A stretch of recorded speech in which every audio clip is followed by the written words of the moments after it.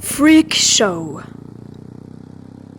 C'est la pancarte que voit Émile au coin d'une rue.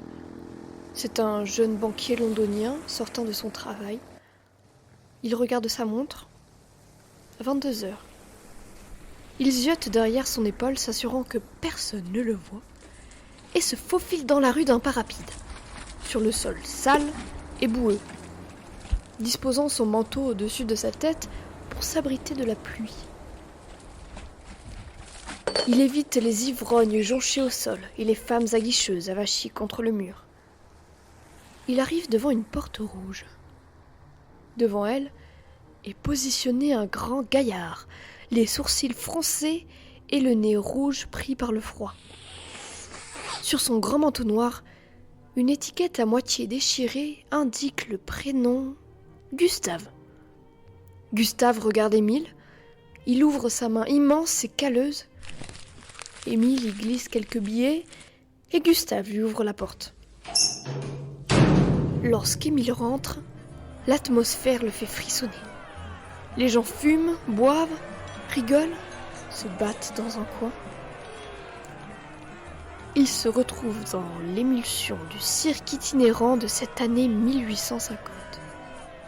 Il essaye de se déplacer dans cette population grouillante avant de se retrouver dans une salle de spectacle aménagée, quasiment vide. Une dizaine de personnes sont assises en cercle. Au milieu se trouve une petite estrade de fortune. Contre elle, un écriteau indiquant « Coucou, femme phénix ». Émile s'assoit au sol. C'est un trentenaire propre sur lui, cheveux bruns, gominés et petites lunettes. D'un coup, la musique s'intensifie et les lumières de la salle s'éteignent. Une douche de lumière rouge s'allume sur l'estrade, laissant apparaître, au-dessous d'elle, une jeune femme. Elle porte une courte robe blanche, des perles autour de son cou et une plume plantée dans ses cheveux blonds montés en chignon. Elle arbore un grand sourire, ses bras sont levés en l'air, doigts tendus vers le ciel. Elle est sur la pointe de ses pieds nus. Émile peut voir ses mollets saillants et tendus. Coco, la femme phénix, allume une longue bougie. Elle la prend dans sa main, puis elle la soulève et laisse tomber la cire sur son bras. Son bras se tord vers l'arrière et Coco accompagne le mouvement d'un tour sur elle-même. Elle lève ensuite son coude, incline son bassin vers l'avant, tourne sa tête d'un côté et laisse tomber la cire sur sa joue. Elle tournoie au rythme de la musique, sautant d'un pied à l'autre comme l'entrechat d'une ballerine. On dirait une fleur de lys emportée par le vent.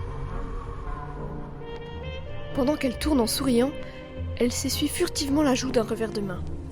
De plus en plus vite, elle s'arrête de tourner soudainement et s'accroupit, la tête rentrée contre sa poitrine, sa main s'agitant toujours contre sa joue. Émile se tortille sur sa place et aperçoit une grande tache de brûlure noire. Aussitôt, une grande flamme apparaît de nulle part. Coco est assise à côté de sa bougie et un pan de sa robe prend feu. Elle crie. Personne ne bouge. Tous les corps sont pétrifiés et les mains sur les bouches. Elle se jette au sol, agitant bras et jambes, tentant d'étouffer les flammes de plus en plus grandissantes. Des pas lourds se font entendre. Gustave entre dans la salle, jette tout le monde dehors en les tirant violemment par les vêtements.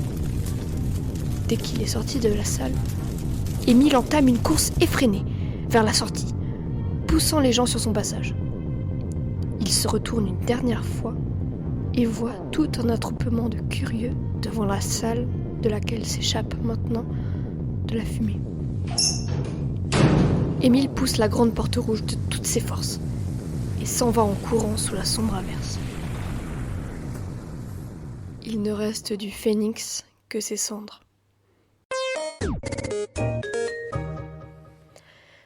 Cette fiction audio vous a été présentée par Eva Fassenda, accompagnée de la musique All You're Going to Want to Do Is Get Back There par The Caretaker.